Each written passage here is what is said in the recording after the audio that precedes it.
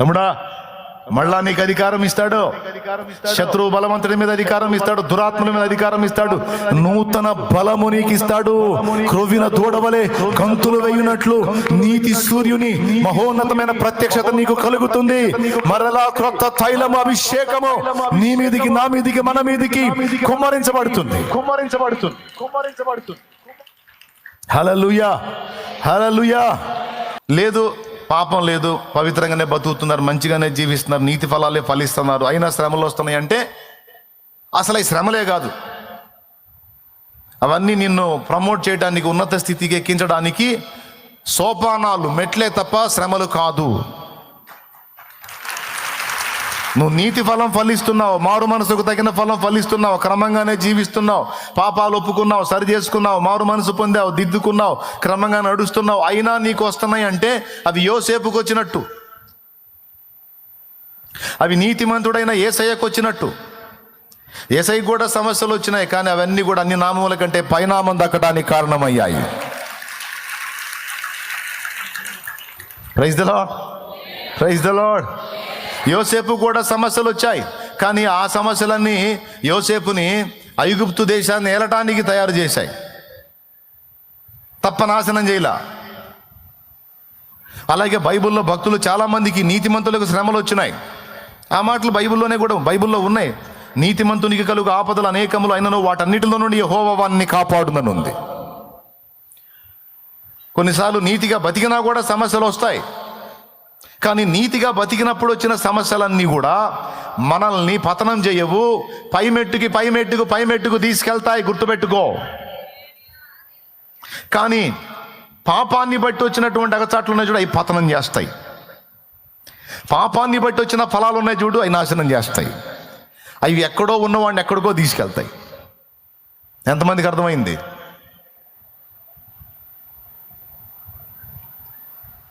నిజంగా అర్థమై చేతులు ఎత్తారా?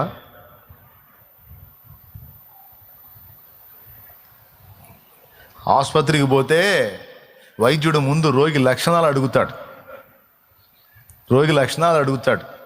నీకు ఎక్కడ నొప్పి వస్తుంది, ఏ టైముల్లో వస్తుంది, ఏం తిన్నప్పుడు వస్తుంది, ఏ జామున వస్తుంది, ఏం తాగినప్పుడు వస్తుంది అని అడుగుతాడు. అంతేగాని నాకేం నొప్పి అనగానే డింగ్మని రాసి ఇవ్వడు. దాని మూలం తెలుసుకోవాలిగా. అట్లాగా ఒక సమస్య మనం ఫేస్ చేస్తున్నప్పుడు అసలు ఏంటి, దాని మూలం ఏంటి? ఇప్పుడు వాళ్ళు ఏం చేస్తారు? 15 ఏళ్ల క్రితం రక్షింపబడి 15 ఏళ్ళు పాపంలో కొనసాగి అన్నీ కోల్పోయి నిష్ఠ దరిద్రులు అయిపోయి ఫైనల్గా చేయబోతున్నారు అన్నమాట ఆ పని. అప్పుల పాలైపోయి లాస్ట్ అటెంప్ట్ లాగా చేయబోతున్నారు ఆ పని. దానిలో సఫలత విఫలత, ఇక అది అయిపోయిందంటే వాళ్ళ లైఫ్లు లేవు, ఇక ఆ స్థితికి వచ్చారు. అప్పుడు ఇక నేను చెప్పా, ఇప్పుడు మీరు చెప్పారు కదా, ఒప్పుకున్నారు కదా, ఇప్పుడు నాకు నచ్చింది, ఇప్పుడు మీ పక్షంగా నేను ఒప్పుకుంటా, నా దోషాలు ఒప్పుకుంటా, మీ దోషాలు కూడా ఒప్పుకుంటా, మీరు కూడా ఒప్పుకోండి. కనీసం ఇకనైనా మీరు మారు మనసు పొంది ఇక నుంచి అయినా ఆ తప్పుడు నడవడిని, ఆ తప్పుడు జీవిత విధానాన్ని వదిలేస్తే మరొక నూతన అధ్యాయం మీకు స్టార్ట్ అయ్యిద్ది. లేదు, పాస్టర్లు ఇంతే చెబుతారు, మనం అవన్నీ పట్టించుకుంటే ఎట్ట, మన పేకాట ఎట్ట, మన కోడి పందాలు ఎట్ట, మన వ్యభిచారం ఎట్ట, మన దొంగ వ్యవహారం ఎట్ట, మన దొర వ్యవహారం ఎట్ట, మన ఆ వ్యవహారం ఎట్ట, ఈ వ్యవహారం ఎట్ట, సిగరెట్ వ్యవహారం ఎట్ట, బీడీ వ్యవహారం ఎట్ట అని ఇక లేక వ్యవహారాలన్నీ మనం ఏడ మెయింటైన్ చేయాలి. పాస్టర్ల మాటలు వింటే ఇవన్నీ కాదులే, అయ్యే ఇయ్యే అనుకొని నువ్వు నీ పాపంలోనే కొనసాగుతాను అంటే దరిద్రత కంటిన్యూ అయింది. ఇక్కడ నాకు కావాల్సింది దేవుడు అని చెప్పేది ఏంటంటే, రక్షింపనేరక ఉండినట్లు యెహోవా హస్తం కూర్చోగల అబ్బాయి, నేనేం బలహీనుడి కాదురా. నీకు ఏదైనా చేద్దామంటే నీ దోషాలను చూస్తుంటే నాకు మండుతుంది. నువ్వు చేసిన చేష్టాలు నాకు కనపడుతున్నాయి, చూస్తే నాకు పిచ్చరేగుతుంది. నీకేం చేయబుద్ధి కావట్లే, ఇంకా మొత్త బుద్ధి అవుతుంది నేను చూస్తే. ఇప్పుడు నేనేం చేయమంటావు బ్రో అంటే, మారు మనసు పొందు, ఒప్పుకో. నీ బుద్ధిహీనమైన పొరపాట్లు, ఏ లోపాలు చేసావో, ఏ పాపాలు చేసావో, ఎక్కడెక్కడ డిస్టర్బ్ అయ్యావో, ఏ విధంగా తేడా పడ్డావో, ఎక్కడ పాపంతో రాజీ పడ్డావో, ఎక్కడ లోకంతో పెళ్లి చేసుకున్నావో, విడాకులు ఇదానికి లోకానికి ఎక్కడ రాజీ పడ్డావో దాన్ని ఒప్పుకొని విడిచిపెట్టు. అతిక్రమములను దాచిపెట్టువాడు వర్ధిల్లడు, కానీ ఒప్పుకొని విడిచిపెట్టువాడు కనికరం పొందును. కనికరం, దేవుని కనికరం మన మీదకి వచ్చిందంటే వర్ధిల్లటం అనేది అప్పుడు స్టార్ట్ అయింది. ఆశీర్వాదం అనేది అప్పుడు స్టార్ట్ అయింది. ఎప్పుడు ఆయన కనికరం మన మీదకి వచ్చిందో అప్పుడు స్టార్ట్ అయింది. ఆ కనికరం మన మీదకి రావాలంటే దోషాన్ని మనం గుర్తించాలి. కవర్ చేసుకోవటం కాదు, లేకపోతే ఏమంటారు దాన్ని, కప్పిపుచ్చుకోవటం కాదు. ఒప్పుకోవాలి, కప్పు కొనక ఒప్పుకోవాలి, విడిచిపెట్టడానికి సిద్ధపడాలి, విడిచిపెట్టాలి. కాబట్టి ఈ ఉపవాసాల్లో మొదటి కూటంలో ఈ కీలకమైన మాట మీకు అందించకపోతే పాపం ఈ 3 రోజులు మీ తిప్పలన్నీ బుస్ అవుతాయి. అందుకని మెయిన్ పాయింట్ అందించా. స్తోత్రం. ఇక పురుషులు స్త్రీలు అందరూ చాలా ఆశతో వచ్చారు, దూరాల నుంచి బ్యాగులు పెట్టుకొని మరి వచ్చారు. ఇప్పుడు నేను చెప్పిన ఈ పాయింట్ని పాస్టర్స్తో సహా అందరూ, దేవుడు మెయిన్ మనల్ని చూసేది చెప్పేది కూడా, లోపములను సరి చేసుకో, పాపములను ఒప్పుకో, దిద్దుకో దిద్దుకో దిద్దుకో దిద్దుకో దిద్దుకో దిద్దుకో అని ఆయన మాట్లాడతాడు. ఆ దిద్దుకుంటే ఏం జరిగిద్ది? దిద్దుకున్న వానికి దేవుడు తోడై ఉంటాడు. దిద్దుకున్న వానికి దేవుడు ఏమేం చేస్తాడో పేతురు లైఫ్ చూస్తే అర్థమైద్ది. యూదా ఇస్కరియోతు దిద్దుకోలా, కానీ సీమోను పేతురు కూడా యేసు ప్రభుని ఎరగనని ముమ్మారు అబద్ధమాడి, ఆయన కూడా దేవునికి దుఃఖం కలిగించే పాపమే చేసినప్పటికీ దాని విషయంలో వెలుపలికి పోయి ఏడ్చి సంతాపపడి మారు మనసు పొందాడు, పశ్చాత్తాప్తుడైనాడు, ప్రభు వైపు మళ్ళుకున్నాడు. ఫలితంగా ఏం జరిగిందో తెలుసా? ఈ 3 సార్లు అబద్ధం ఆడిన పచ్చి అబద్ధీకుడు అని మనం అనుకునేటువంటి సీమోను పేతురు, ఈ పేతురుకే యేసు ప్రభు గలిలయ సముద్ర తీరంలో కనిపించి, గెన్నేసరేతు సరస్సు తీరమున కనిపించి ఫైనల్లో బాధ్యత అప్పగిస్తాడు.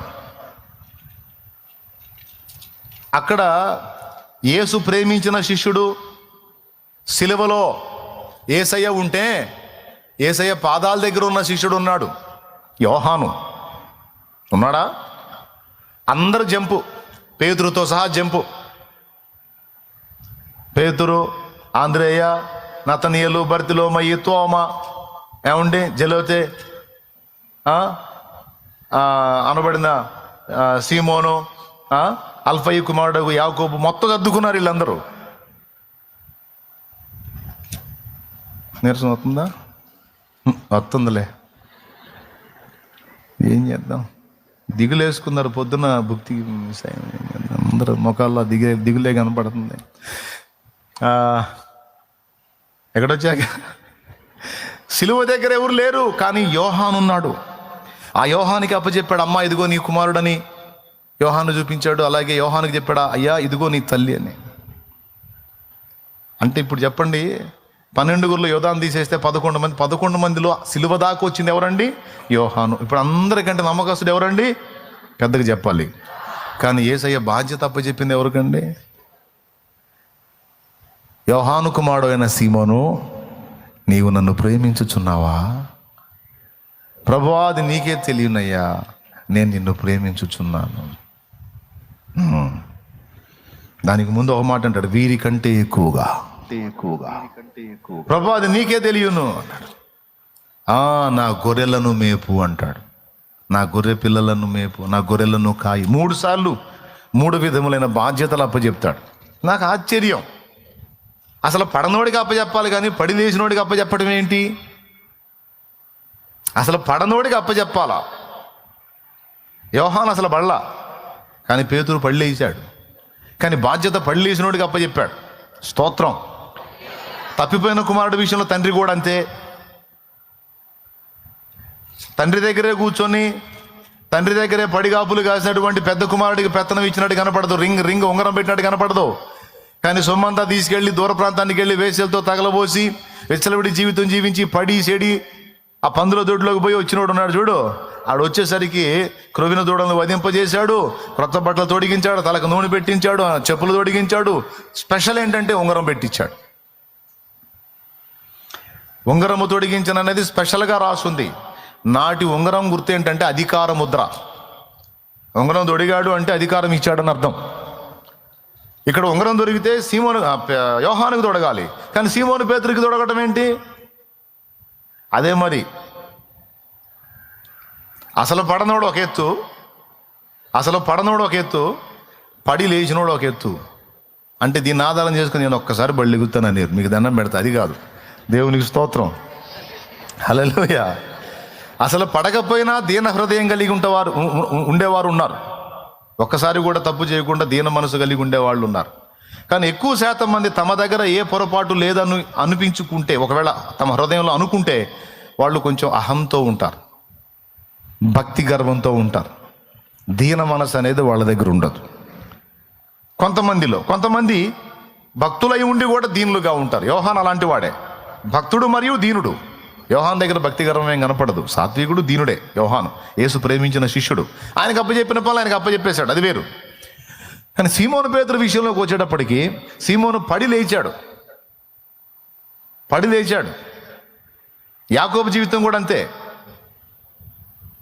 నేను అబ్రహాము దేవుడను, ఇస్సాకు దేవుడను, ఇశ్రాయేలు దేవుడను అల్లా. వాస్తవంగా ఆయనే పేరు పెట్టాడు. యాకోబుకి ఏం పేరు పెట్టాడు? రెండో పేరు పెద్దగా చెప్పండి. పెట్టింది ఆయనే పేరు అయినప్పుడు మోషేకి ప్రత్యక్షమయ్యి వాళ్ళ పితరుల గురించి మాట్లాడేటప్పుడు నేను నీ పితరుల దేవుడనో, అబ్రహాము దేవుడనో, ఇస్సాకు దేవుడనో, ఇశ్రాయేలు దేవుడను అనాలి. కానీ యాకోబు దేవుణ్ణి అన్నాడు. ఇశ్రాయేలు దేవుణ్ణి అన్నట్టయితే మనకు బగిలేది ముఖం. యాకోబు దేవుణ్ణి అన్నాడు కాబట్టి బతికిపోయాం. దేవునికి స్తోత్రం కలుగును గాక. బలవంతులకే దేవుణ్ణి కాదు, బలహీనుల దేవుణ్ణి కూడా. అర్థమై కొడుతున్నారా? స్తోత్రం, హల్లెలూయా. బలవంతుల దేవుణ్ణి కాదు, బలహీనుల దేవుణ్ణి. అబ్రహాము, ఇస్సాకు, యాకోబు అనే పేరుకి అర్థమైందో ఇప్పుడు చెప్పు. జనములకు తండ్రి దేవుడను, నవ్వుకి దేవుణ్ణి, మోసగాడి కూడా దేవుణ్ణి. అది ఆ మూడు మాటలకు అర్థం. అబ్రహాం అంటే జనములకు తండ్రి, ఇస్సాక్ అంటే నవ్వు, యాకోబు అంటే మోసగాడు. బిడ్డలారా, ఈరోజు పేతురు విషయంలోనైనా మన విషయంలోనైనా దేవుడు ఎందుకు ఈ విషయాలు ప్రస్తావించాడంటే, తెలుసో తెలియకో, తెలివిలోనో తెలివి తక్కువయ్యో, ఎక్కడో చోట ఏదో సందర్భంలో ఏదో ఘట్టంలో మనలో కొన్ని లోపాలు, పాపాలు, దోషాలు, పొరపాట్లు అనేవి పొడసూపుతాయి.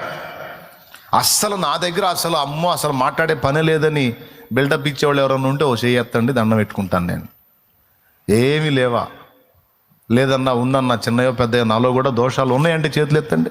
యథార్థ హృదయులై అందరిని చూస్తున్నా నేను. స్తోత్రం. అది అసలు మీరంటే నాకు నచ్చేది. అందుకే మీరు నాకన్నా యథార్థవంతులు. 2 చేతులు కూడా ఎత్తారు అవసరం అయితే, ఫుల్ తేడా అన్నా అని. నేను అంటుంది ఏంటంటే, సీమోన్ లైఫ్ని చూపించి, తప్పిపోయిన కుమారుడు జీవితాన్ని చూపించి మనల్ని ప్రోత్సహిస్తున్నాడు దేవుడు. సీమోను అబద్ధాలు ఆడాడని నేను బాధ్యత అప్పచెప్పకుండా లేను. నేను అంతకు ముందు ఏ మాట అయితే మాట్లాడానో ఆ మాటకు నేను కట్టుబడి ఉన్నాను. ఇప్పుడు నీవు దేవుని కుమారుడు అయిన క్రీస్తువి అని సీమోను సాక్ష్యం ఇచ్చినప్పుడు ప్రభు ఏమన్నాడు? సీమోను బర్యోనా, నీవు ధన్యుడవు. ఈ బండ మీద నా సంఘమును కట్టుదును, దాని ఎదుట పాతాళలోక ద్వారములు నిలవనేరక ఉండును. నిలవనేరవు. ఇదిగో నీకు పరలోక రాజ్య తాళపు చెవులు ఇస్తాను. దేన్ని విప్పుతావో అది విప్పబడిది, దేన్ని బంధిస్తావో అది బంధించబడిద్ది అని అన్నాడు కదా. అదే మాటకి ప్రభు కట్టుబడి ఉన్నాడు. ఈరోజు యేసు క్రీస్తు ప్రత్యక్షత పొందిన మనం, సీమోను పేతురు పొందిన ప్రత్యక్షత మనం పొందాం. యేసు ఎవరు అంటే దైవ కుమారుడైన క్రీస్తు, లోకరక్షకుడైన క్రీస్తు, పరలోక తండ్రి కుమారుడైన క్రీస్తు, రారాజు క్రీస్తు, రక్షకుడు క్రీస్తు అని నాడు పేతురు ఏ ప్రత్యక్షత పొందాడో అదే ప్రత్యక్షత నీవు నేను మనం పొందాం. మన ఆ ప్రత్యక్షతనే. కాబట్టి ఆ కృప మనకు కూడా ఇవ్వబడింది.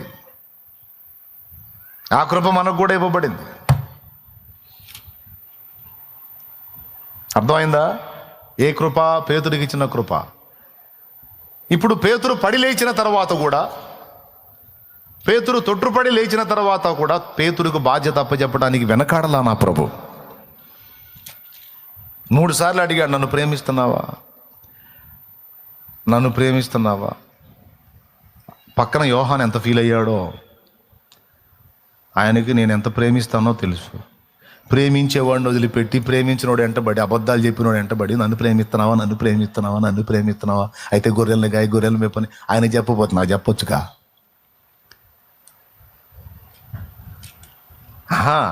అట్టగదు అసలు. ఆయన యేసు ఎవరో నాకు తెలియదని అబద్ధాలు ఆడినోడిని పట్టుకొని నువ్వు నా పని చేయి, నా బలహీనుడి పట్టుకొని వెంటబడతాడు.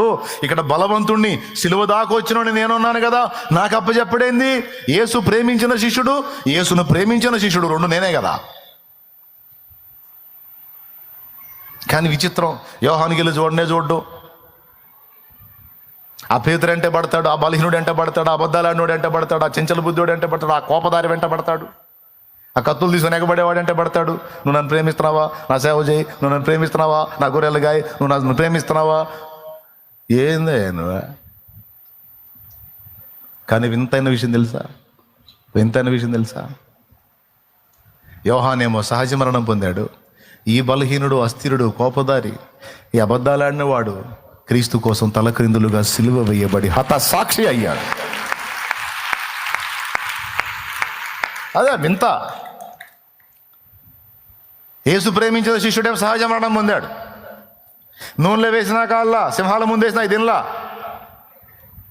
సహజ మరణం పొందాడు, మామూలు ఆయుష్కాలం బతికి. కానీ సీమోను పేతురు చెంచలుడు, బలహీనుడు, అస్థిరుడు, కోపదారి, ఉండాల్సినవన్నీ ఉన్నాయి. కానీ అలాంటి వాడే మొదట సంఘమునకు నాంది పలికాడు.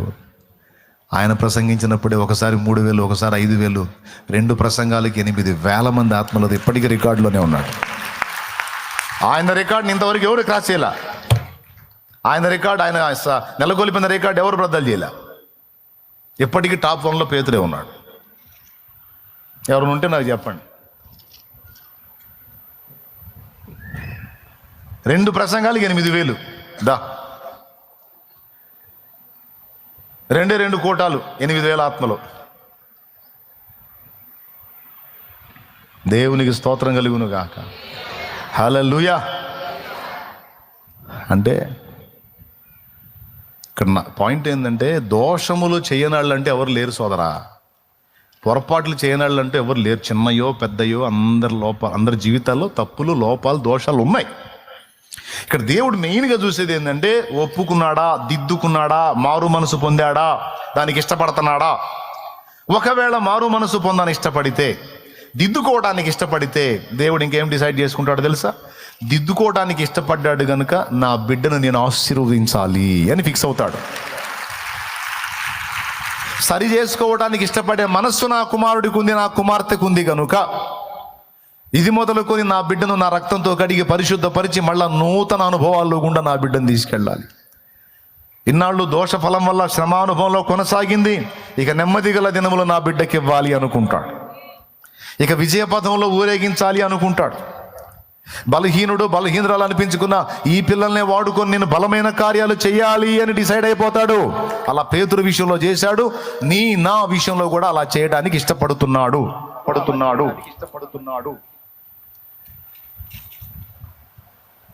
ఆయన యాకోబు దేవుడు అండి, సీమోను పేతురు దేవుడు. ఆయన గెలిచిన వాళ్ళ దేవుడు కాదు, ఓడిపోయిన వాళ్ళ దేవుడు. ఆయన్ని సరిగ్గా కానీ అర్థం చేసుకొని ఆయన వైపు మళ్ళుకొని, యాకోబు దిద్దుకున్నట్టు, సీమోను దిద్దుకున్నట్టు, పరిశుద్ధులు దిద్దుకున్నట్టు మనం కూడా దిద్దుకోగలిగితే, దోషములను ఆయన ముందు ఒప్పుకొని కన్నీళ్లతో ఆయన్ని ఆశ్రయించగలిగితే, కడిగేయమని గోజాడగలిగితే, సహజంగా ఉపవాసాలు వచ్చి ఏం చేస్తారు తెలుసా? సమస్యలు ఎకరువు పెడతారు దేవునికి. ఇది సే ప్రభా, ఈ బాధలు ప్రభా, ఇబ్బందులు ప్రభా, ఈ ప్రయత్నం ప్రభా, ఇది సఫలం అవ్వాలి ప్రభా, అది ప్రభా, ఇది ప్రభా అన్నీ చెప్తా ఉంటారు. నేను చెప్తున్నా, ఫస్ట్ అయ్యిగా నువ్వు చెప్పాల్సింది. అసలు ఆ సెక్షనే పక్కన పెట్టేసాయి. నీకు తెలిసి నువ్వు అడిగే 4, కానీ నీకు 40 చేయాలనుకుంటున్నాడు దేవుడు. తమ్ముడా, నువ్వు తెలిసి నువ్వు దేవుని దగ్గర సాధించుకోవాలనుకున్న కార్యాలు 4, కానీ నీకు 40 సాధించి పెట్టాలనుకుంటున్నాడు దేవుడు. అసలు అవి ఉన్నాయన్న సంగతి కూడా నీకు తెలియదు, కానీ 40 రెడీ చేశాడు నీకు. నువ్వు అడుగుతుంది 4, ఈ 4 చేస్తే చాలు ప్రభు అనుకుంటున్నావు నువ్వు. నేను అంటున్నాను 40 సిద్ధం చేశాడు ఆయన. కానీ అవన్నీ నీకు అందకుండా అడ్డుపడుతుంది దోషాలు. కాబట్టి ఇప్పుడు నువ్వు ఫస్ట్ ఆలోచించాల్సింది ఏంటంటే, నీ తేడాలు ఏమున్నాయో ఒక్కసారి నువ్వు పరిశీలన చేసుకోవాలి. అసలు నా దగ్గర అస్సలు మాట్లాడే పని లేదని ఓవర్ యాక్షన్ చేయొద్దు. నా బ్లెంట్ భాషలో చెప్పాలంటే ఎచ్చులు పడద్దు. ఏం పడద్దు? ఎచ్చులు పడద్దు, బిల్డప్ ఇవ్వద్దు. యథార్థ హృదయంతో హృదయాలోచనల దగ్గర నుంచి ప్రతిదీ కూడా దేవుని ముందు సరిచూసుకోవాలి. ఇప్పుడు వాళ్ళు అలాగుండి వాళ్ళు 15 ఏళ్ళుగా మారు మనసు లేని జీవితం జీవిస్తా వంకర టెంకర బతుకుతా. ఇక నేను ఎంత ఎగిరి ప్రార్థన చేస్తే మాత్రం ఆ చెరువు పండిద్దే? అసలు చెరువులో దూకి ఈత కొట్టి ప్రార్థన చేస్తే మాత్రం పండిద్దే? స్తోత్రం అయ్యా. వాళ్ళ చెరువులో ప్రార్థన చేయమంది, ఆ చెరువులో నేను దూకి మరీ ప్రార్థన చేసినా పండిద్దా? పండదా. నువ్వు చేస్తున్నావు, నేను వింటానంటరా అన్నాడు ఆయన. తీరాళ్ళని అడిగితే వాళ్ళ చరిత్ర 15 ఏళ్ళ చరిత్ర చెప్పారు అద్భుతంగా. కోడి పందాలు, పేకాట్లు ఇష్టం, విచ్చలవిడి జీవితం, అస్సలు దేవుడు భయం లేకుండా మా ఇష్టం వచ్చినట్టు బతికాం, మందు తాగటం, అన్ని రకాలుగా ఊరేగామన్నా అని వాళ్ళు అసలు ఏం దాచుకొని చెప్పారు. ఈరోజు ఇక్కడ కూర్చున్న వాళ్ళల్లో అవన్నీ లేకపోవచ్చు, కానీ ఏవో ఒకటి దేవుడు అభ్యంతరపడి ఉంటాయి. కొంతమంది వస్తారు బాగా ఘోరమైనటువంటి సమస్యతో వస్తారు. వాళ్ళకి ఏదో పెద్ద ప్రాబ్లం ఉంటుంది, శరీరంలో ఏదో సమస్య ఉంటుంది, వస్తారు, ప్రార్థన చేయమంటారు, ప్రార్థన చేస్తాను, సమాధానం రాదు. ఎందుకు వచ్చింది? రాదు. ఎందుకు రాదో తెలుసా? అనాథ పిల్లలు ఉన్నారు. అనాథ పిల్లలకు ఆస్తుంది. అనాథ పిల్లలకు ఉన్న ఆస్తిని వాళ్ళ పక్షాన వాదించేవాడు ఎవడో లేనందున ఈ పర్సన్ మొత్తాన్ని స్వాహా చేశాడు. వింటున్నావా అక్క? అన్న వింటున్నావా? ఎవరు స్వాహా చేశారు? ఆ అనాథ పిల్లల నోటికాడిది. తల్లిదండ్రిని కోల్పోయి దిక్కు మొక్కు లేక దేవుడా అనుకుంటా తిరిగేటువంటి ఆ భాగ్యులైన ఆ పిల్లలది వీడు స్వాహా చేశాడు.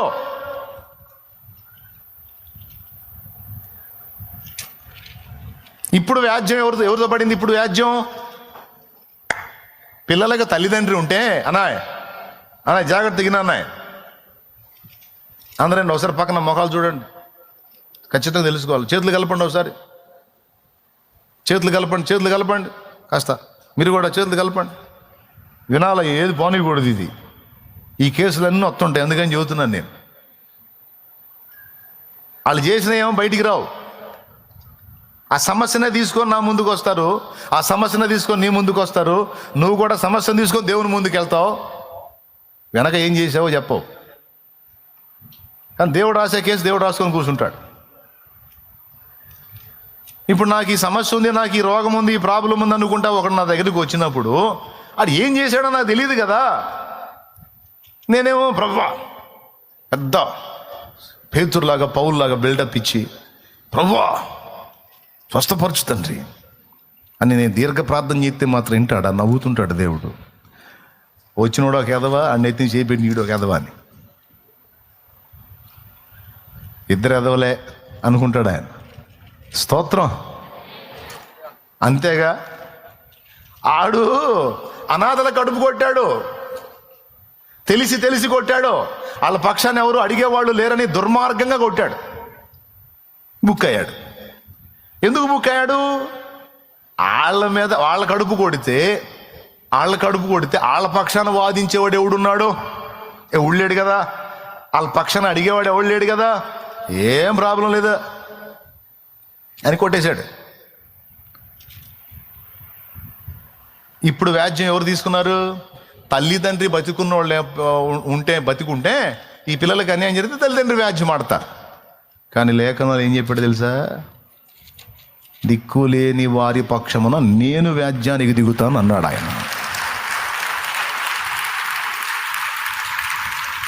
నేనున్నా నేను లేనన్నట్టు బతుకుతున్నాను. తోలు ఉడితే ఎగురుతున్నావు, గంతులు వేస్తున్నావు, ఏనిచ్చి కొడితే నడుము తిరుగుతారా, ఇక లేవో.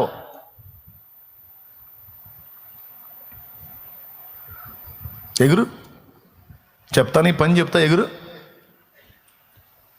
ఇప్పుడు వీడు పిల్లలకు ద్రోహం చేసి వచ్చి వాళ్ళ అనాథ పిల్లలే కడుపు కొట్టి దాని ఫలితం మోస్తా దేవుడే వాని మీద తిరుగుబాటు కొడుతున్నాడు. దేవుడే కొడుతున్నాడు వాడిని. వాని పాపానికి అప్పచెప్పాడు, ఆ శాపం తగిలింది, అనుభవిస్తున్నాడు. ఇప్పుడు ఆయన తరుగుతుంది ఎవరు? అంత వ్యాజ్యం ఆడుతుంది ఎవరు? ఇప్పుడు బిల్డప్ ఇస్తుంది ఎవరు? ప్రభువా ఏది నాయనా ఈ బిడ్డకి ఈ సమస్య తీసేనైనా, ఎందుకు వచ్చింది అడిగామంటారా? అవన్నీ అనవసరం ప్రభా, ప్రతి పాపాన్ని కడిగివేస్తావుగా ప్రభా. ఎప్పుడురా? ఒప్పుకున్నప్పుడు కదా. ఒప్పుకోపోయినా తీసేయి ప్రభు అంటే రూల్స్ ఒప్పుకోవరా అంటాడు. ఆడికి చెప్పురా, ఆడి పాపం నేను చెప్పురా, అని ఒప్పించురా, అని అడగమనరా, క్షమాపణ అని దిద్దుకోమనరా, అని సరి చేసుకోమనరా.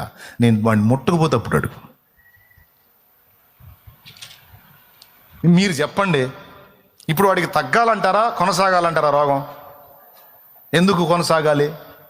మీకే కడుపులో మండిపోయింది. ఎందుకంటే తల్లిదండ్రులు నా భాగ్యుల అనాథల పిల్లల్ని అనాథ పిల్లలు ఆ భాగ్యుల కడుపు కొట్టాడు వాడు. ఇప్పుడు వాడిని ఏం చేయాలా? దేవుడు ఇంకా నా రోగంతో మోతాడు. నువ్వే దేవుని ప్లేస్లో ఉంటే సావగొడతావు కూడా. అసలు స్తోత్రం, నువ్వే దేవుడి ప్లేస్లో ఉంటే చంపేస్తావు అసలు వాడిని. ఇంత పని చేస్తావురా నువ్వు అని. ఇంకా దేవుడు ఎట్టనో అంత కోపం చూపకుండా ఆడి శ్రమ చేత మొత్తి ఆడు పశ్చాత్తాపడటానికి ద్వారం తెరిచాడు. తమ్ముడా కాదా? అవునా చెప్పు, ఈ పాయింటా కాదా? ఇప్పుడు ఇంకొక ఆయన వస్తాడు, విధవరాలకు అన్యాయం చేసి ఉంటాడు, విధవరాల ఆస్తిని దోచుకొని ఉంటాడు, విధవరాలను దుఃఖపెట్టుంటాడు. దాని ఫలితం దేవుడి వ్యాజ్యానికి దిగుతాడు. భర్త ఉన్న ఆమెకేమో భర్త పోరాడతాడు, భర్త లేని ఆమె పక్షమున ఈయన వస్తాడు లైన్లోకి. దేవుడు వస్తాడు. నేను చెప్తున్నా బిడ్డలారా, ఈరోజు విధవరాండ్రుగా ఉండి మీది ఎవడైనా అరపాయించుకుంటే, మీ కడుపు ఎవడన్నా కొడితే, మీకు ఎవడన్నా అన్యాయం చేస్తే, ఇప్పుడు వాడు కాళ్ళ ఎగరేసి ఖుషీగా తిరుగుతాడు. కానీ కొద్ది కాలం తర్వాత వాడు అనుభవించే క్షోభ అనేది అరణ్యరోధనే. ఎందుకంటే భూమి మీద పోలీసులు కేసు రాస్తే కొద్ది సంవత్సరాల తర్వాత కొట్టేసే ఛాన్సులు ఉంటాయి. అక్కడ రాశాడు అనుకో, రెండే ఈడు మారనన్నా మారాలా, లేదు ఈడు బానన్నా బావాలా, అప్పటిదాకా కేసు కొనసాగుతూనే ఉంటుంది. నేను చెప్పలే, అన్నీ బైబిల్లోనే ఉన్నాయి.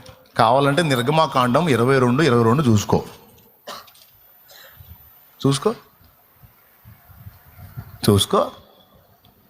విధవరాలినైనను దిక్కులేని పిల్లలనైనను బాధ పెట్టకూడదు. వారు నీ చేత ఏ విధముగానైనా బాధ నొంది నాకు మొర్ర పెట్టిన ఎడల, అయ్యో దేవా నీ మొర్ర పెట్టిన ఎడల నేను నిశ్చయముగా వారి మొరను విందును. అస్సలు సమస్య లేదు, ఖచ్చితంగా వింటా. నా కోపాగ్ని రగులుకొని మిమ్మును కత్తి చేత చంపించెదను. మీ భార్యలు విధవరాండ్రగుదురు. విధవరాలికి అన్యాయం చేశారు గనుక మీకు ఆ గతి పట్టినప్పుడు మీ భార్యలు విధవరాండ్రు అవుతారు. మీ పిల్లలు దిక్కులేని వారగుదురు. దిక్కులేని వారికి ఇలా చేశారు కనుక మీ పిల్లలు కూడా మిమ్మల్ని లేపేస్తే దిక్కులేని వాళ్ళు అవుతారు. ఆ గతి మీకు పట్టిద్ది, జాగ్రత్త. ఇప్పుడు నేను చెప్పింది ఉందా లేదా అందులో? మరి ఇలాంటి పనులు చేసి వచ్చి ఏమి ఎరగనట్టు ప్రార్థన చేయండి పాస్టర్ గారు, ఈ సమస్య ఏందో అస్సలు బాటలు లేదు అంటే, నువ్వు గల్దిచ్చిన సంగతి మరి నాకు తెలియదుగా. నువ్వు ఎవరెవరిని ఏ విధంగా గల్దిచ్చావు నాకేం తెలుసు, ఎవరి కొంపలు ఏ విధంగా ముంచావు నాకేం తెలుసు, ఎవరి నెత్తిని ఏ విధంగా చేతులు పెట్టావు నాకేం తెలుసు, ఎవరి కడుపు కొట్టావో నాకేం తెలుసు, ఏం తెలుసు నాకు. దేవుడు గారు అదే చెప్తున్నాడు ఇప్పుడు ఈ వేళ. తెలుసుకోరా బాబు, ముందు దొరికినోడికల్లా ఒకటేనంటరా?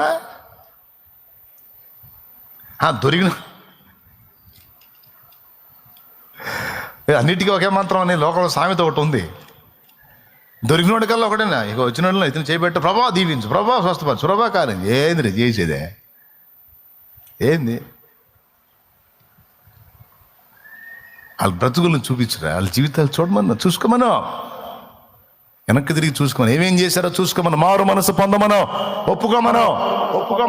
అవకాశాలు ఉన్నంత వరకు దిద్దుకోమను, సరి చేసుకోమను. వాళ్ళ దగ్గర ఒకవేళ ఇతరుల దగ్గర దోచుకుంటుంటే ఇచ్చేయమను.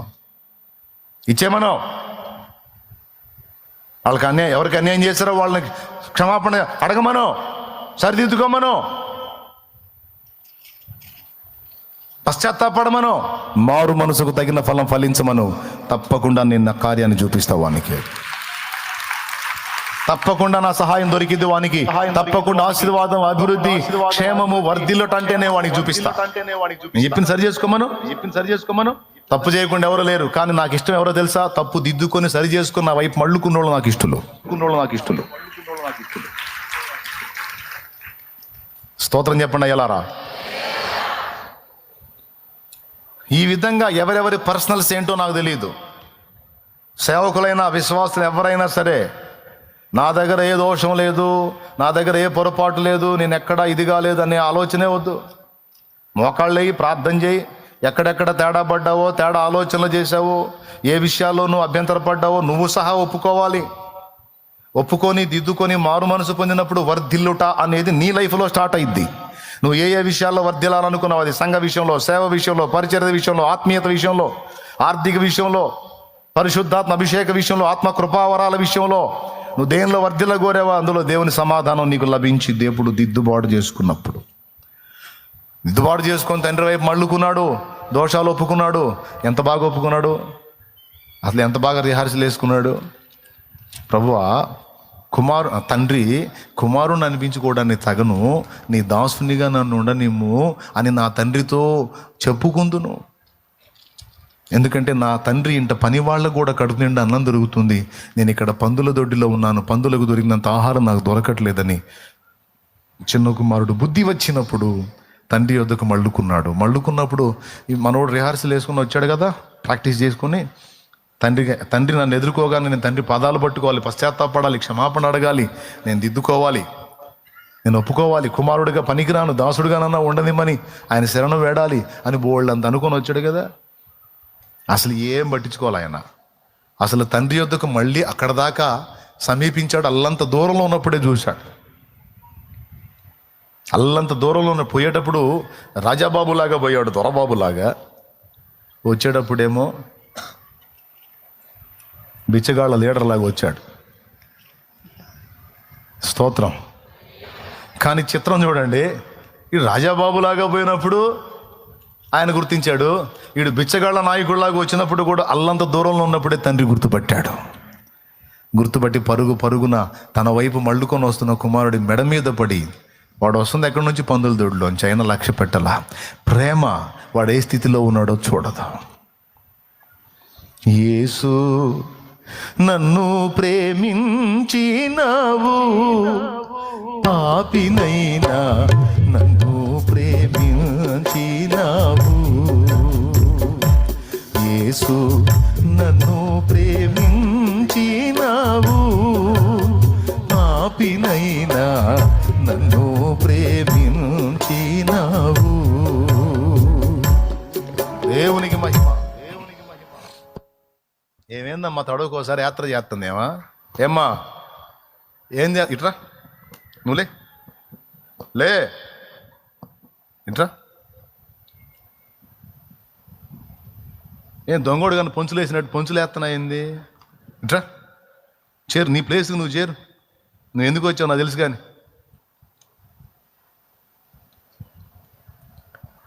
మీరేనండి, లే, ఆడ నుంచి లే, వినపట్లేదా?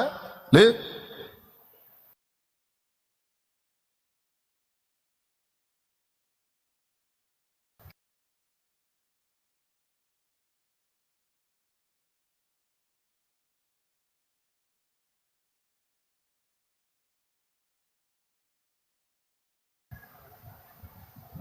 ఎక్కడొచ్చాగాం? రూత్ దగ్గరికి వచ్చాగాం. ఎక్కడికి వచ్చాగాం?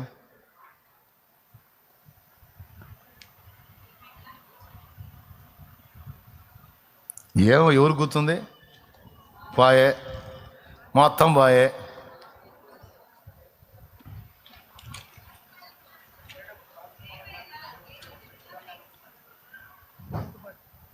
తండ్రి హృదయం తెలుసు, తండ్రి హృదయానికి తెలుసు ఎవరెవరో. గుర్తుపట్టేశాడు. వీడు బోల్డ్ని చెబుదాం అనుకున్నాడు, ఏం చెప్పనీలా. ఘోరమైన స్థితిలో ఉండగానే వచ్చిన కుమారుడు, పందుల దొడ్డిలో ఉన్న కుమారుడు తన యొద్దకు మళ్ళుకుంటే చాలా చెప్దాం అనుకున్నాడు, ఏం చెప్పనీలా. మెడ మీద పడి ముద్దులు పెట్టుకుంటున్నాడు. ఎట్లుండేవాడు, ఎట్లా అయిపోయావురా అని కౌగులించుకున్నాడు. ఆ కొడుకు దీన స్థితిని చూసి, వాడి కన్నీళ్లను చూసి తండ్రి ఏడుస్తున్నాడు. తను చెప్పాలనుకున్నా ఏం చెప్పనీలా.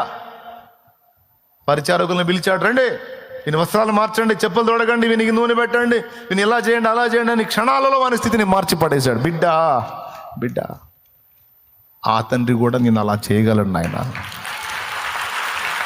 నన్ను అలా చేయగలడమ్మా, అలా చేయగలడు. మనం మళ్ళుకుంటే చాలు, మారు మనసు ప్రకటిస్తే చాలు. నువ్వు ఇన్ని చెబుదాం అనుకుంటావు, అన్ని చెప్పనీడు.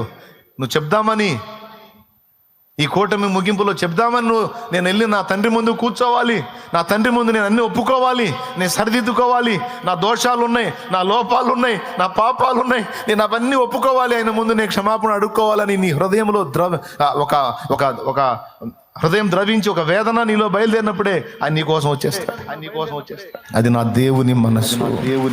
నా దోషములను ఆయన ఎదుట ఒప్పుకొందునని నేను అనుకొంటిని, నీవు నా దోషములను పరిహరించి ఉన్నావు. ఈ తండ్రి దగ్గరికి వచ్చి ఒప్పుకున్నదా కాగాడా? చెప్పరా, నువ్వు చెప్పాలనుకునే చెప్పరా మొత్తం అన్నాడా? ప్రేమ ఆగలేదండి. వాడు నా వైపుకి నా దాకా వచ్చాడు అంటేనే వాడు ఏ ఉద్దేశంతో వచ్చాడు నాకు తెలుసు. అటు చితికిపోయాడు, అటు నలిగిపోయాడు, ఆ గాయపడిపోయాడు. ఇప్పటికే తమ్ముడా నువ్వు చేసిన దోషాలకి చితికిపోయావు, చెల్లెలా ఇప్పటికే నువ్వు చేసిన దోషాలకు చితికిపోయావు, ఛిద్రమైపోయావు, గాయపరచబడ్డావు, గుండె కోతలను అనుభవించావు. దాని ఫలితం ఎంత తీవ్రంగా ఉంటుందో, ఎంత వేదనకరంగా ఉంటుందో దేవునికి తెలుసు. ఎందుకు తడవ చేయలేదో తెలుసా? ఆడు తిరిగి వచ్చినప్పుడు ఆడు అనుకున్నవన్నీ చెప్పిందాక ఎందుకు ఆగలేదో తెలుసా? ఆడి తొందరపాటుకు ఆడు ఎంత చితికిపోతాడో ఆయనకు తెలుసు. ఆడు చేసిన దోషాల ఫలితం ఎంత భయంకరంగా ఆడి మీద పడిద్దో ఆయనకు తెలుసు. పిల్లలు కడుపు కొట్టినా, లేకపోతే విధవరాలు కడుపు కొట్టినా, ఇంకొక అన్యాయం చేసినా, ఇంకొక పాపం చేసినా, ఎన్ని పాపాలు చేసినా, పాపాలు చేశారు అన్న కోపం ఉన్నప్పటికీ ఎందుకు కోపమో తెలుసా దేవునికి? ఆ పాపాల ఫలితం ఘోరంగా ఉంటుంది, నువ్వు తట్టుకోలేవు, ఎందుకు అలా చేస్తూ ఉంటున్నావు అని బాధ ఆయనకి. అది కూడా ప్రేమను బట్టే. నువ్వు ఇంత విచ్చలవిడిగా ఇదవుతున్నావు, దాని ఫలితం ఘోరంగా ఉంటుంది, దాన్ని తట్టుకోలేవు నువ్వు. రేపు నువ్వు ఏడుస్తుంటే నిన్ను చూసి నేను ఏడవలసి వచ్చింది, ఆ దరిద్రాన్ని వదిలేయొచ్చు కదా, ఎందుకు అంత విచ్చలవిడిగా ఇదవుతున్నావు అని. అది ఆయన ఫీలింగ్. ప్రేమను బట్టి తట్టుకోలేవురా, నువ్వు తట్టుకోలేవు దాని బాధ. ఇప్పుడు ఏముందని విర్రవీగుతున్నావు, దాని క్షోభ భయంకరంగా ఉంటుంది, రేపు నీ మీద పడ్డనాడు అల్లాడిపోతావు. ఈరోజు నువ్వు అన్ని బాగున్నాయని విచ్చలవిడిగా ఇదవుతున్నావు, రేపు అది నీ మీద పడ్డనాడు తట్టుకోలేవు నువ్వు. నువ్వు తట్టుకోలేవు, నువ్వు బాధపడతావు, నేను బాధపడతాను, నువ్వు ఏడుస్తావు, నిన్ను చూసి నేను ఏడవలసి వచ్చింది. ఇదంతా ఎందుకురా, వదిలేసేయంట. అది ఆ కుమారుడు తిరిగి వచ్చినప్పుడు ఎందుకు ఆగలేకపోయాడో తెలుసా? వాడు ఎలా పోయాడో, చివరికి ఎలా వచ్చాడో తెలుసు. దేవుని వాక్యాన్ని తిరస్కరించి, దేవుని సన్నిధికి దూరమై, ఆత్మీయతలో దిగజారిపోయి మనం ఎలా అవుతామో దేవుడికి తెలుసు. దిగజారిన వేళ ఎరికో దిగిపోతిని, దిగిపోయిన వేళ దొంగలకు చిక్కి తిని. దిగజారిన వేళ ఎరికో దిగిపోతిని, దిగిపోయిన వేళ దొంగలకు చిక్కి తిని. దొంగల చేతికి చిక్కిన వేళ గాయపరచబడి తిని. గాయములను కట్టుమా సమరయుడా, గాయములను కట్టుమా సమరయుడా, నా మంచి సమరయుడా, ప్రభావ ప్రేమామయుడా, నా మంచి సమరయుడా, ప్రభావ ప్రేమామయుడా, నా ఆత్మ కాపరి, గొప్ప కాపరి, ప్రేమ కాపరి, ప్రధాన కాపరి, ప్రేమ కాపరి, ప్రధాన కాపరి, నా మంచి సమరయుడా, ప్రభావ ప్రేమామయుడా, నా మంచి సమరయుడా, ప్రభావ. మనం ఏమవుతామో తెలుసు, ఎంత వేదన పడతామో తెలుసు. నిన్ను విడిచిన వేళ నీకు దూరమై తిని, దూరమైన వేళ అపవాదికి చిక్కిన వేళ ఆత్మను కోల్పోతిని, అభిషేకము నీయుమా సమరయుడా, అభిషేకము నీయుమా సమరయుడా.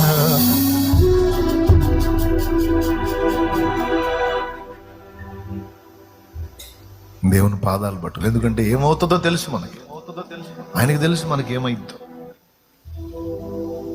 ఇంకా వాడు వస్తే నువ్వు అలాంటి వాడివి ఇలాంటి వాడివి అని గాయపరిచేది కాదు. నువ్వు అట్లా చేసావు, నా సొమ్మంతా తగలేసావు, ఇంత టైం వేస్ట్ చేసావు అని గాయపరిచేది కాదు. వాడు ఆల్రెడీ చితికిపోయినాడు, చావుకు దగ్గర అయి ఉన్నాడు, ఆల్రెడీ నశించే స్థితిలో ఉన్నాడు. ఇప్పుడు వాడికి అర్జెంటుగా అవసరమైంది ఆదరణ. నా తండ్రికి తెలుసు అది. వాడు తేడాపడ్డాడు, తప్పులు చేశాడు, అయిపోయింది. కానీ ఈరోజు ఇప్పుడు ఇక నేను అన్ని వాదించడానికి లేదు, ఇప్పుడు ఆమెను వాదించడానికి లేదు. ఆమెనే ఇప్పుడు నా బిడ్డని దగ్గరికి తీసుకోవాలి, ఇలా చచ్చిపోయింది. ఇప్పుడు నా కుమారుని దగ్గరికి తీసుకోవాలి, చచ్చిపోతాడు లేదాడు. నువ్వు అంటావు నేను తగను ప్రభు, తగననే దా దిద్దుకున్నావుగా, సరి చేసుకుంటాను, ఇష్టపడ్డావుగా, మారు మనసు పొందావుగా, నా దగ్గరికి మళ్ళుకున్నావుగా, నాతో ఉండాలనుకుంటున్నావుగా, నాతో నడవాలనుకుంటున్నావుగా, నా నదులు ఉండలేకపోయావుగా. అన్నిటికంటే భద్రమైన చోటు నా పాదాలే అని నీకు అర్థమైంది కదా. నా రెక్కల నీడలోనే మంచి ఆశ్రయం ఉందని నీకు అర్థమైంది కదా. సురక్షితమైనటువంటి స్థానం ఏదన్నా ఉందంటే అది నా రెక్కల నీడే అని నీకు అర్థమై వచ్చావు కదా. చాలు చాలు చాలు.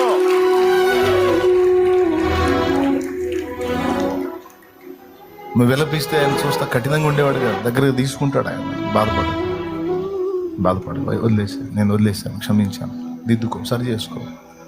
మరోసారి ఇంకట్లా బలహీనపడవాకు, మరోసారి అలాంటి క్రియలు చేయవాకు, మరోసారి అలాంటి తొందరపాట్లు చేయవాకు, అలాంటి ఆలోచనలకు వెళ్ళవాకు, సరిదిద్దుకో. నేను తప్పకుండా మళ్ళీ న్యూ లైఫ్, నూతన జీవనం నీకు, నూతన జీవితం నీకు ఇస్తాను.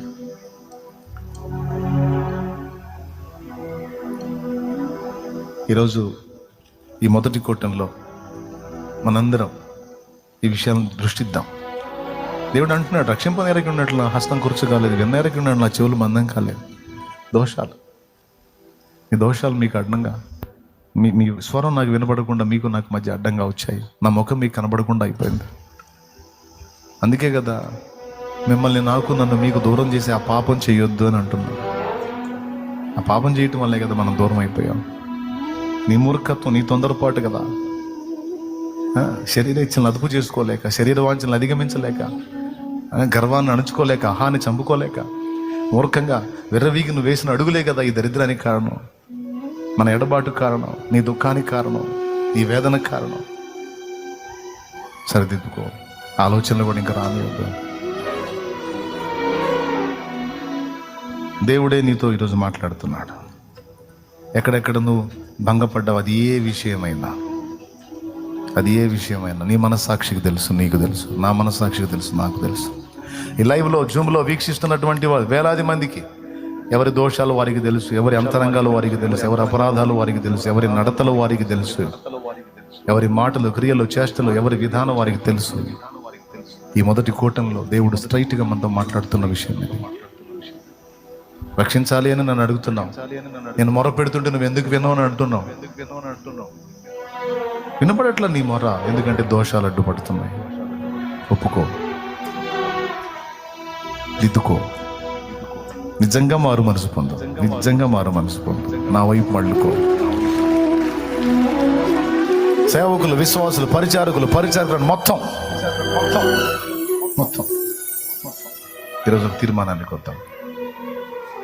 ఒప్పుకోకపోతే వ్యాజ్యం కొనసాగిద్ది. శ్రమ, శాపము, వేదన, రోగము, దుఃఖము, అపజయాలు వెంటాడతాయి. ఒప్పుకొని విడిచిపెడితే నీ చేతికే బాధ్యతలు అప్పచెప్తాడు యేసయ్య.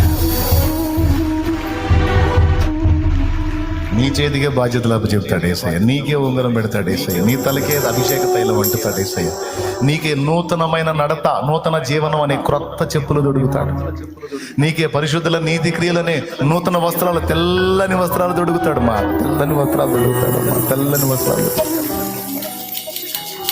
పరిశుద్ధ వస్త్రమే ఆయనే నిన్ను కప్పుకుంటాడు. నీ మీదున్న ఆ ముడత, మరక, డాగు, మచ్చ, ఆ మలినపరచబడినటువంటి అపవిత్రమైన క్రియలు అనే వస్త్రాలు తొలగించి పరిశుద్ధ వస్త్రమే ఆయన నిన్ను కప్పుతాడు. అది జరుగునట్లు నువ్వు ఆయన వైపు మళ్ళుకోవాలి వేళ. నిజంగా మారు మనసు ప్రకటించాలి. ఇది చేసి ఈ 3 దినాల్లో కొనసాగు. తప్పిపోయిన కుమారుడికి దొరికినవి అన్నీ నీకు దొరుకుతాయి. నీకు అధికారం దొరుకుతుంది. మన తలకి ఏం పెట్టించాడు ఆయన? ఏం పెట్టించాడు చూడండి ఒకసారి. తప్పిపోయిన కుమారుడు లూకాసు వార్త 15వ అధ్యాయం ఒకసారి తీసుకోండి. లూకాసు వార్త 15 తీసుకోండి.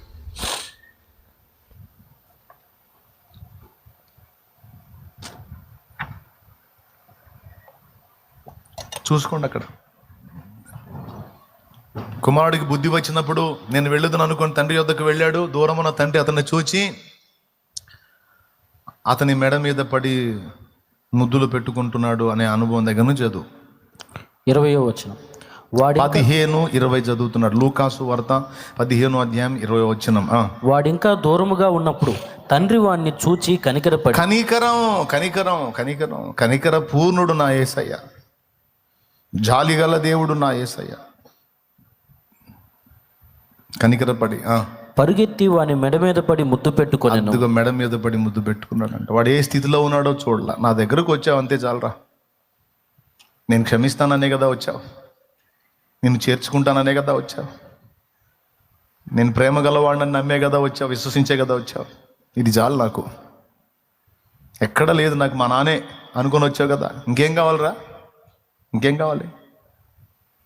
కనికరపడి మెడ మీద పడి ముద్దు పెట్టుకున్న తర్వాత చదువునానా. అప్పుడు ఆ కుమారుడు అతనితో, తండ్రి, నేను పరలోకమునకును విరోధముగాను నీ ఎదుటను పాపము చేసి తిని ఇక మీదట నీ కుమారుడిని అనిపించుకున్నటకు యోగ్యుడను కానెను. అయితే యోగ్యుణ్ణి కాను, అనర్హుణ్ణి, అయోగ్యుడని యథార్థంగా దుఃఖపడ్డాడంటే. యథార్థంగా దుఃఖపడ్డాడు. అసలు ఇవన్నీ చెప్పకముందే మెడ మీద పడి ముద్దులు పెట్టాడు. అక్కడ ఇవన్నీ చెప్పకముందే కనికరం వచ్చింది వాడు అవతారం చూసే. తర్వాత ఈ మాటలు అన్నాడు. అన్న తర్వాత తండ్రి ఏమన్నాడు చూడండి. అయితే తండ్రి తన దాసులను చూచి, అసలు వాడిని పట్టించుకోవట్లే. వాడు అంతసేపు కష్టపడి ప్రాక్టీస్ చేసి వచ్చిన డైలాగులు ఏం చెప్పని ఇట్లే. చూడు ఏం చెప్తున్నాడు. ప్రశస్త వస్త్రము త్వరగా తెచ్చి వీనికి కట్టి వీని చేతికి ఉంగరము పెట్టి పాదములకు చెప్పులు తొడిగించుడి, క్రొవ్విన దూడను తెచ్చి వధించుడి, మనము తిని సంతోషపడదుము. ఈ నా కుమారుడు చనిపోయి మరలా బ్రతికెను, తప్పిపోయి దొరికినని చెప్పెను. అంతటా వారు సంతోషపడసాగారు. ఏమేం చెప్పాడు చూడు నాయన. ప్రశస్త వస్త్రములు త్వరగా తెచ్చి వీనికి కట్టి, అంటే పాత వస్త్రములు తొలగించేయండి, ప్రశస్త వస్త్రములు కట్టేసేయండి అన్నాడు. వీని చేతికి ఉంగరం పెట్టండి అన్నాడు. ఉంగరము అధికారము, అభిషేకము ద్వారా వచ్చేది అధికారము. తెలుసా మీకు? ఇప్పుడు నా తర్వాత ఇదిగో యెహోషువ మీకు నాయకుడుగా ఉంటాడని మోషే చేతులు యెహోషువ మీద పెట్టినప్పుడు ఏమొచ్చింది? యెహోషువకి జ్ఞానాత్మతో పాటు అధికారం వచ్చింది.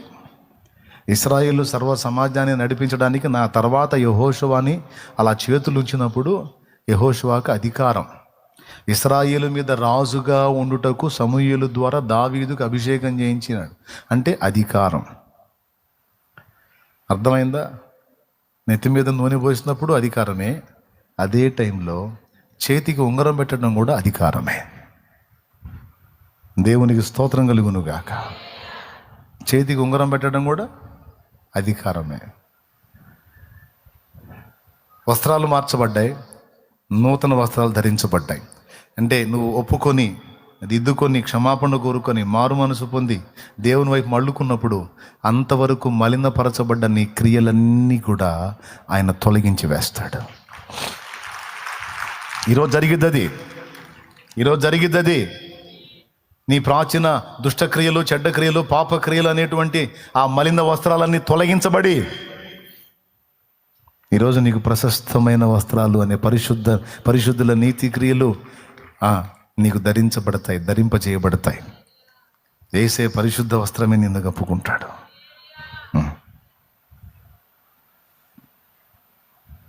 మొదటిది.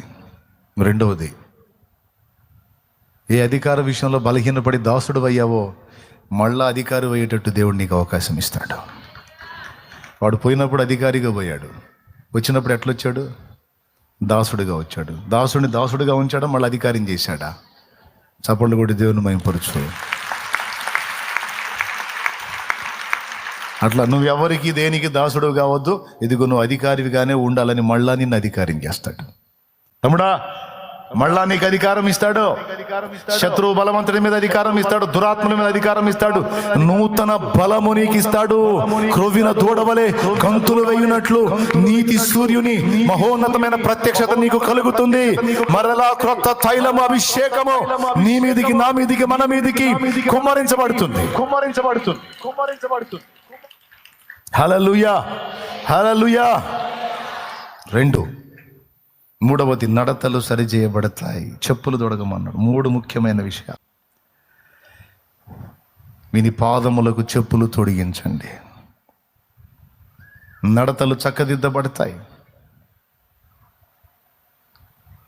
సరిచేయబడతాయి, నూతన నడక ప్రారంభమైంది. ఇవన్నీ నీవు నేను మనం పొందునట్లు ఇప్పుడు ఏం చేయాలి చెప్పండి? అందరు చెప్పండి, చెప్పండి. నువ్వు అధికారివా? ఒక విధవరాల దగ్గర నువ్వు అన్యాయంగా లంచం తీసుకున్నావు అనుకో, కేసే. ఒకవేళ ఈ చట్టానికి దొరకకుండా నువ్వు తప్పించుకున్నా ఆ చట్టంలో కేసు రాస్తాడు అక్కడ. ఇది విధవరాలి మొహం కూడా చూడకుండా ఇటు దోచుకున్నాడు రా, వీడికి ఆ పనిష్మెంట్ ఇవ్వాలని రాసుకుంటాడు. అట్లాగా నువ్వు ఎక్కడెక్కడ ఏమేం చేశావు, భర్త విషయంలో ఎలా వ్యవహరించావు, భార్య విషయంలో ఎలా వ్యవహరించావు, పిల్లల విషయంలో ఎలా వ్యవహరించావు, ఇరుగు పొరుగుల విషయంలో ఎలా వ్యవహరించావు, నిన్ను ఆశ్రయించిన వారి విషయంలో నువ్వు ఎలా వ్యవహరించావు, ప్రతిదీ పరిశీలించుకో. భక్తి విషయంలో నువ్వు ఎలా ప్రవర్తిస్తున్నావు? గర్వంగా వ్యవహరిస్తున్నావా? భక్తి గర్వం ఏమైనా ఏర్పడిందా? నీ మట్టుకు నీకు నువ్వే నీతిమంతురాలిని, నీతిమంతుడిని అనుకుంటున్నావా? అసహ్యపడి ఉంటాడు ఆయన నీ మీద, అసహ్యపడు. ఎందుకంటే గర్వ హృదయులు యెహోవాకు హేయులు. ఈ గర్వం ఏం చేసిద్దో తెలుసా? ఎదుటి వాళ్ళని మనం కీతాగా చూసేటట్టు, తృణీకారంగా చూసేటట్టు, ఎదుటి వాళ్ళని తక్కువ అంచనా వేసేటట్టు చేసిద్ది. మనమే పర్ఫెక్ట్, మనమే పరిపూర్ణులు, మనమే ఉత్తములు, మనమే యోగ్యులు, మనమే అన్ని విషయాల్లో బలంగా ఉన్నాము అనిపించింది. ఎదుటి వాళ్ళందరినీ చులకనగా చూడటం, తక్కువ అంచనా వేయటం, తేలిగ్గా మాట్లాడటం, తృణీకరించడం, మొత్తం కేసులే. దేవుడు పట్టుకుంటాడు, ఒప్పుకోడు. ఆయన పరిశుద్ధులుగా తగదు. పరిశుద్ధులుగా తగదు. నువ్వు అపోస్తుడైన పౌలు ముందుకు రేపోయి నిలబడితే ఆయన ఏమంటాడు తెలుసా? నాకంటే యోగ్యురాలు అమ్మ నువ్వు, నాకంటే గొప్పదాని అంటాడు ఆయన. మళ్ళీ ఆయన కాలి వేలికి జరిపోమ్మను, గోటికి జరిపోమ్మను. కానీ ఆయన ఏమంటాడు తెలుసా? రేపు ఆయన ముందుకు నువ్వు పోయినప్పుడు నాకంటే గొప్పదాని అమ్మ నువ్వు, గొప్పవాడివయ్యా నువ్వు అంటాడు. అది దేవుని సన్నిధిలో పరిశుద్ధుల మనస్సు. అంతేగాని ఒకళ్ళ మీద ఒకళ్ళు మిడిసిపడే మనసు కాదు అది. ఒకళ్ళ మీద ఒకళ్ళు విర్రవీగే మనసు కాదు. ఒకళ్ళ మీద ఒకళ్ళు ఆ మనసు కాదు. దిద్దుకుందాం, సరి చేసుకుందాం. అందుకే కదా వచ్చాం, తిండి మానుకొని. మరి ముందు జరగాల్సింది ఇదే. కొంతమంది గర్వంగా మాట్లాడతారు, ముందు నోరు జారుతారు. జారేసావు, పట్టుకుంటాడు దేవుడు. ఎందుకు జారావు? అలా అనకూడదు కదా. దైవజనులు అంటే భయం ఉండదు, దేవుడు అంటే భయం ఉండదు. ఎవరితో ఏం మాట్లాడుతున్నామో తెలియకుండా మాట్లాడతారు కొంతమంది. నా ప్రవక్తలను ముట్టొద్దని చెప్పాడు గ్రంథంలో, నా దాసులను తృణీకరించొద్దని మాట్లాడాడు. నాకు వాళ్ళకి ఏదైనా ఉంటే మేము తెలుసుకుంటాం, నువ్వు నోరు జారకూడదని చెప్పాడు. ఎక్కడెక్కడ తేడా పడ్డావో దిద్దుకో. గర్వహృదయం మంచిది కాదు, అహంభావం మంచిది కాదు, వినయం కావాలి, దీన మనసు కావాలి. అలాగే ఎక్కడ కృత్రిమంలో ఉన్నావో, కామ వికారాల్లో ఉన్నావో, హేయ కృత్యాల్లో ఉన్నావో, అవిధేయతలో ఉన్నావో, అపవిత్రతలో ఉన్నావో, దురాలోచనలో ఉన్నావో, ఎక్కడ లంచగొండిగా ఉన్నావో, ఎక్కడ ఎవరు కడుపు కొట్టావో, ఎవరికి అన్యాయం చేసావో, ఎవరిని ఏ విధంగా దుఃఖపెట్టావో ఈరోజు ఒప్పుకో. ఈరోజు ఒప్పుకోను. నా తండ్రి తన రక్తము చేత నన్ను మనల్ని కడిగి పరిశుద్ధపరచడానికి సిద్ధంగా ఉన్నాడు. ప్రతి ఘోర పాపమును కడుగును మన యేసయ్యా రక్తము. ప్రతి ఘోర పాపమును కడుగును మన యేసయ్యా రక్తము. బహు దుఃఖములో మునిగెనే చెమట రక్తముగా మారెనే. బహు దుఃఖములో మునిగెనే అంతమైన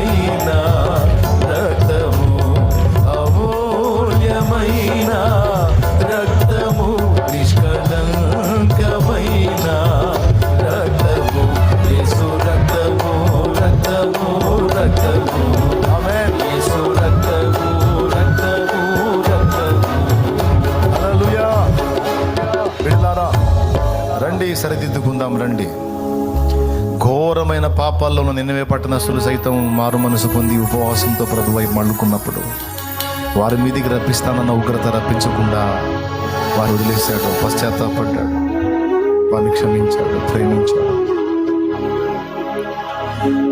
వారిని చంపమని కోరిన యోనాకు బుద్ధి చెప్పాడు తప్ప వారిని ముట్టలేదు.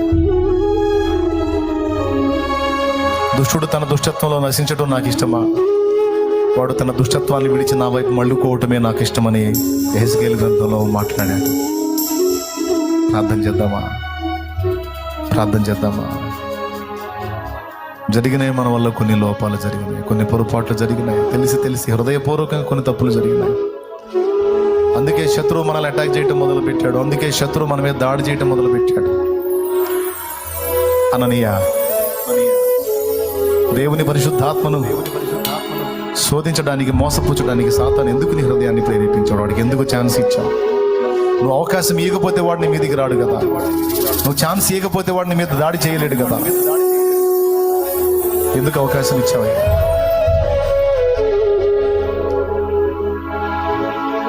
అననీయతో మాట్లాడాడు పేతురు. ఈరోజు సాతాను మన మీద దాడి చేస్తున్నాడంటే తెలిసి మన లోపాయికారితనంతో, మన బుద్ధిహీనతతో, మన బలహీనతతో, మన తప్పులతో వాడికి ఛాన్స్ ఇచ్చాము. అందుకే వాడు శారీరకంగా, మానసికంగా, ఆత్మీయంగా అన్ని విధాలా మన మీద అటాక్ చేస్తూ ఉన్నాడు. వాడికి అంత ఛాన్స్ ఎందుకు వచ్చింది? వాడికి అంత అవకాశం ఎందుకు వచ్చిందంటే మనమే ఇచ్చాము. ఎక్కడో తొట్టుపడ్డాం, ఎక్కడో త్రోవ తప్పాం, తెలిసి హృదయపూర్వకంగా బలహీనపడ్డాం. ఈరోజు ఒప్పుకుందాం, దేవుని పాదాలు పట్టుకుందాం, క్షమాపణ వేడుకుందాం, కన్నీరు విడుద్దాం, మారు మనసు ప్రకటిద్దాం. నా తండ్రి, యథార్థంగా ఒప్పుకుంటున్నాను తండ్రి, యథార్థంగా ఒప్పుకుంటున్నా, నాతోనే నువ్వు మాట్లాడుతున్నావు. నేను ఎన్నోసార్లు ఈ విషయాలు ఎందుకు ఇలా నలిగిపోతున్నాను అని అనుకుంటున్నాను, కానీ ఈ శ్రమలు ఎందుకు నన్ను చుట్టుముడుతున్నాయి అనుకుంటున్నాను, కానీ ఈ వేదనలు ఎందుకు నన్ను ఇట్లా ఆవరిస్తున్నాయి అనుకున్నాను, కానీ శత్రువు ఎందుకు నన్ను ఇంత హింస పెడుతున్నాడు అనుకుంటున్నాను, కానీ నేనే వాడికి అవకాశం ఇచ్చాను. తెలిసి కొన్ని బుద్ధిహీనమైన ఆలోచనలు, పొరపాట్లు నేను చేశానని స్పష్టంగా నాకు అర్థమైంది. ఈరోజు నాతో మాట్లాడాను. ఉన్నాయి, నా దగ్గర ఉన్నాయి దేవా, ఉన్నాయి, నేను కప్పుకోవటంలా ఒప్పుకుంటాను అని. ఏవి ఉన్నాయో, ఏ దోషాలు ఉన్నాయో, ఏ లోపాలు ఉన్నాయో, ఏ పొరపాట్లు ఉన్నాయో నీకు తెలుసు, నీ మనస్సాక్షికి తెలుసు. అర్జెంటుగా నువ్వు సరి చేసుకో నా తండ్రి. మరొక నూతన అధ్యాయాన్ని నీ జీవితంలో ప్రారంభించబోతున్నాడు. ఒక నూతన అధ్యాయం నీ జీవితంలో స్టార్ట్ అవ్వబోతుంది. నీ జీవితం మరొక మలుపు తిరగబోతుంది. నీ జీవితం మరొక అద్భుతమైన మలుపు తీసుకోబోతుంది. ఆ టర్నింగ్లోకి వచ్చున్నావు నువ్వు. ఇక్కడ నువ్వు బ్యాలెన్స్ అవ్వాలి, ఇక్కడ నేను బ్యాలెన్స్ అవ్వాలి, ఇక్కడ మనం క్రమపరచబడాలి. ఒక మలుపు తీసుకోబోతున్నాడు కాబట్టి, ఆ టర్నింగ్లోకి తెచ్చాడు కాబట్టి ఇప్పుడు ముక్కు సూటిగా నీతో మాట్లాడుతున్నాడు. అర్జెంటుగా నువ్వు సరి చేసుకో.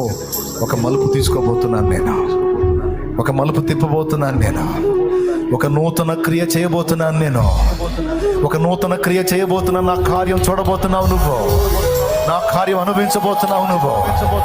తెలిసి నువ్వు చేసిన పొరపాట్లు ఒప్పుకో, ఇద్దుకో, పరిశుద్ధపరచబడో, నూతన పరచబడో. నా కార్యం ఏంటో నీకు చూపిస్తాను. నేను నీ పక్షంగా కదలబోతున్నాను, నిన్ను ఆశీర్వదించబోతున్నాను. నూతన నడత నీ చెప్పులు నీ తొడగబోతున్నాను. నీకు అధికారాన్ని ఇవ్వబోతున్నాను, నీకు అధికారమునివ్వబోతున్నాను.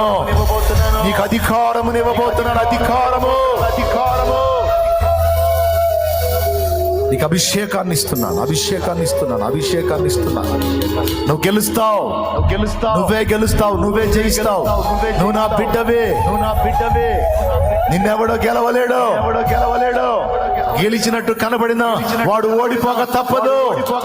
అంతిమ విజయం నీదే.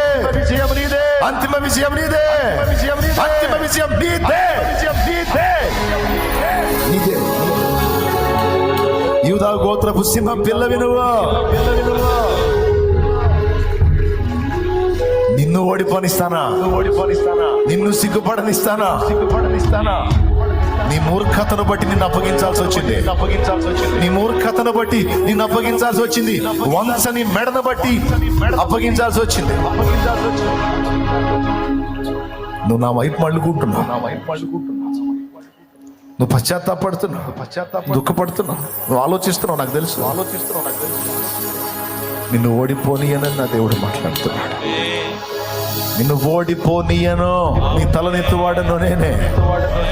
ఏ వాగ్దానాలు అయితే నీ ఎడల చేసి ఉన్నానో అవన్నీ నెరవేరుస్తున్నాను.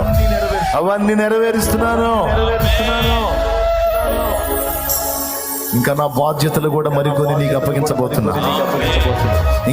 ఇంకా మరి నూతన క్రియలు, నూతన కార్యాలు నీ ద్వారా చేయించబోతున్నాను. ఇవన్నీ నీవు పొందినట్లు నువ్వు పరివర్తన చెందాలి, సరి చేసుకోవాలి, దీన మనసులోకి రావాలి, అహాన్ని విడిచేయాలి, గర్వాన్ని అణచేయాలి, సాత్వికంలోకి రావాలి, దీన మనసులోకి రావాలి, వినయంలోకి రావాలి, మృదువైన నిర్మలమైన సున్నితమైన మనస్సాక్షిలోకి రావాలి.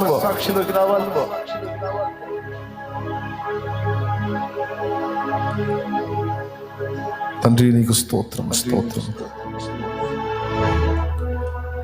ప్రార్థన చేసి ముగిస్తాను. నేను సమయం ఇవ్వబడింది. ఇక మీకు తృప్తి కలిగేంత వరకు, మీ మనస్సాక్షి ఆమోదించేంత వరకు, దేవుని ఆత్మ మీలో సమాధానం పంపేంత వరకు ప్రార్థన చేయండి. అలా సమాధానం పొందుకొని మరి ఇక్కడ ప్రార్థనలు గడపాలన్న వాళ్ళు ఉండొచ్చు, లేదా ఇంటికి వెళ్ళాలన్న వాళ్ళు వెళ్ళొచ్చు, వెళ్ళి మళ్ళీ సాయంత్రం కూటానికి రావాలనుకున్న వాళ్ళు రెడీ అయ్యి రావచ్చు. కానీ మీ మనసులో సమాధానం వచ్చిందాకా ప్రార్థన ఆపొద్దు, ప్రార్థన చేయండి. నేను ప్రార్థన చేసి ముగిస్తాను. పరిశుద్ధుడైన మా తండ్రి, ప్రేమ స్వరూపిక దేవా, నీకు స్తోత్రములు. ఒకే ఒక్క మాట తీసుకొని ఈరోజు మాకు అవసరమైనటువంటి సందేశము, మా లోపాలన్నీ కూడా మేము ఒక్కసారి పరిశీలించుకొని దిద్దుకొని సరి చేసుకునే విధంగా మమ్మల్ని ప్రేరేపించినందుకు నీకు వందనాలు. మమ్మల్ని ఒప్పించినందుకు స్తోత్రాలు. పశ్చాత్తాపంలో నడిపించినందుకు స్తోత్రాలు. నిజంగా నా ప్రభువా, మేము ఒప్పుకుంటున్నాం నాయనా, పాపం చేయటమే కాదు, దాని తాలూకు ఫలితాలు అనుభవిస్తున్నాం, బాధను అనుభవిస్తున్నాం, వేదనను అనుభవిస్తున్నాం. మా బాధను చూసి నువ్వు బాధపడుతున్నావు. ఇంకొద్దు ప్రభువా, ఆ మలిన జీవితం వద్దు, ఆ హేయమైన జీవితం వద్దు, అసహ్య జీవితం వద్దు, పాప జీవితం వద్దు, పాపిష్టి జీవితం వద్దు. పరిశుద్ధ జీవితమే కావాలి, నీతో జీవితమే కావాలి, నీతో సహవాసమే కావాలి, నీ సన్నిధే కావాలి, నీ నీతే కావాలి, నీ పరిశుద్ధతే కావాలి, నీ దీన మనసే కావాలి, నీ వినయమే కావాలి, నీ సాత్వికమే కావాలి, నీ మృదుత్వమే కావాలి, నీ నిర్మలత్వమే కావాలి, నీ కోమలత్వమే కావాలి, నీ పరిమళత్వమే కావాలి. యేసయ్యా, మాకు నువ్వే కావాలి, నీ సన్నిధే కావాలి. మా సర్వ శరీరములను ముట్టి స్వస్థపరిచే ప్రధాన వైద్యుడా, ప్రధాన కాపరి, నీకు స్తోత్రము నాథ. నీ బిడ్డలు ఈ ఉపవాసాల ముగింపులో గొప్ప కార్యములు చూడాలి నా ప్రభు. సాక్ష్యాలు తీసుకొని రావాలి, గొప్ప కార్యాలు నెరవేర్చుకున్న సాక్ష్యాలతో రావాలి ప్రభువా. అనుభవించాలి, ఈ ప్రార్థనల ఫలం అనుభవించాలి. ఆత్మీయ జీవితాల్లో బలాభివృద్ధి పొందాలి, భౌతిక జీవితాలు ఆశీర్వదించబడాలి. మా బిడ్డల్ని, మమ్మల్ని బలపరిచి, ప్రార్థనకు ఆయత్తపరిచి, అందరూ కూడా ప్రతి లోపమును యథార్థ హృదయంతో ఒప్పుకొని దిద్దుకొని, ప్రతి పాపమును దోషమును ఒప్పుకొని క్షమాపణ కోరుకొని వాటిని విడిచిపెట్టి మారు మనసు పొందినట్లు మా బిడ్డలందరినీ బలపరచమని. ఇక్కడున్న బిడ్డలు, వేలాదిగా లైవ్లోకి వచ్చి అందుబాటులోకి వచ్చి ప్రార్థనలు ఏకీభవించిన ఆ బిడ్డలు, జూమ్లో కనిపిస్తున్న బిడ్డలు అందరినీ కూడా దర్శించి ఈ పరివర్తనలోనికి మారు మనసులోకి నడిపించమని, సిద్ధపరిచి ఆశీర్వదించి నువ్వు ఇస్తానన్న వాగ్దానాలను నెరవేర్చమని. ఈ కార్యాలు దైవజనుల జీవితాల్లో కూడా జరిగించు. ఎవరు కూడా ప్రార్థన అశ్రద్ధ చేయకుండా, ఈ 3 దినాలు పోగొట్టుకోకుండా ప్రశాంతంగా ఏకాంతంగా నీతో గడుపుకుని ఆ మధురమైన అనుభవాలు మాకు దయచేయమని. మమ్మల్ని అడ్డగింప చూసే సైతాను, దురాత్మ, దయ్య బంధకార శక్తుల ప్రభావం యేసు నామములో బంధిస్తూ పూర్తిగా నీ సన్నిధి మా మధ్య ప్రత్యక్షపరిచి మీ కార్యం జరిగించమని. సాయంత్రము, రేపు, ఎల్లుండి జరిగే కూటాల్లో కూడా తోడై ఉంటాం. యేసు నామములో ప్రార్థించి పొంది ఉన్నాం తండ్రి, ఆమేన్. ఫైనల్ బ్లెస్సింగ్ ఎప్పుడో మీకు తెలుసు. చివరి రోజు మీరు చక్కగా తాగితే కాసిన నీళ్లు తాగి వచ్చి మోకాళ్ళేసి తృప్తి కలిగిన దాకా ప్రార్థనలో గడపండి. నేను ఇక బలవంత పెట్టను, చెప్పాల్సింది చెప్పా, ఇవ్వాల్సిన హెచ్చరికలు ఇచ్చా. ఖచ్చితంగా దేవుని కార్యాలు చూస్తారు, స్వస్థతలు జరుగుతాయి. ఇన్నాళ్ళు పీడించబడ్డ సమస్యలకు విడుదల వచ్చింది, జయ జీవితం వచ్చింది, నూతన మలుపులు చూస్తారు. మీరు మీ పిల్లల జీవితాల్లో చూస్తారు.